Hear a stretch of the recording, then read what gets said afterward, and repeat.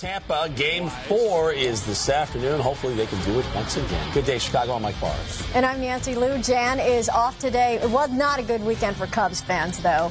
All right, Mark, thank you. 8:41 right now. Guilty on all counts. That was the verdict handed down to O.J. Simpson in his armed robbery and kidnapping trial. Yeah, the Football Hall of Famer sentenced. He'll be sentenced on December 5th. He could be in jail for life.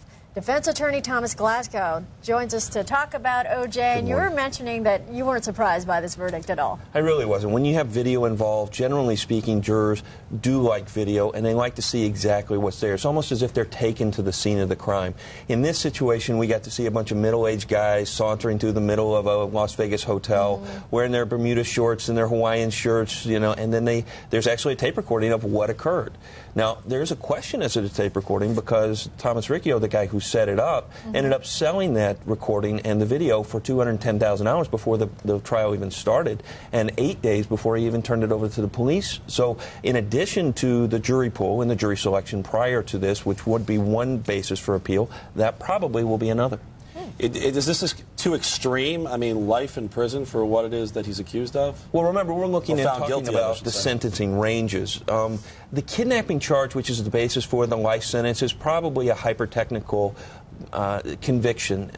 Does it fit within the mold of kidnapping? Yes. Is it warranted that he get a life sentence? That's really going to be up to the sentencing phase and what evidence is presented during the course of the sentencing. With regard to whether or not he can get a life sentence, you have to understand, judges in Las Vegas or in Nevada have a wide range of discretion as to who and what they sentence the defendant to. If there wasn't a gun involved, he could have gotten probation in this matter. There's a lot of speculation about the conviction as a result of his acquittal on the murder charges in California. What do you think of all that speculation? I think the jury questionnaire was excellently tailored to cull the right number of people for the prosecution. They actually got the perfect jury out of this. Now, the questionnaire itself did end up having discussions about whether or not they knew he had been convicted, what their feelings on with that, with regard to that, and they did come up and talk about 5 of the people who believe that he should have been convicted in the criminal trial before.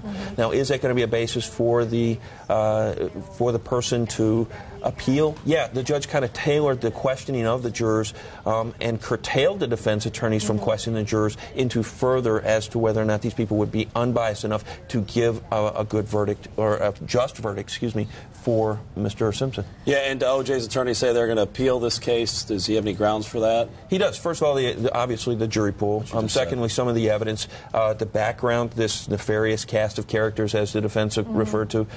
It is going to take, at the best, probably about 2 years before it gets from the appellate phase into the Supreme Court. And that's if all things are vacated, then he's going to come back in and he's going to have to go before the same judge. Las Vegas and Nevada prisons are not really tailored to celebrities. I think he's going to have a tough go of it being in isolation. Really? And December 5th, why so long until the sentencing phase? Generally speaking, they have to do their post-trial investigation to determine the good things and bad things about the defendant so that the judge can take all of that into consideration, not only the aggravating factors, but the mitigating factors for the defendant as well. They've got seven days to file their motion for new trial, and then they're going to be getting everything together for their sentencing. All right, great. Thomas Glasgow, thank you so much for coming in this morning. Cubs fans waking up with a playoff hangover this morning. Coming up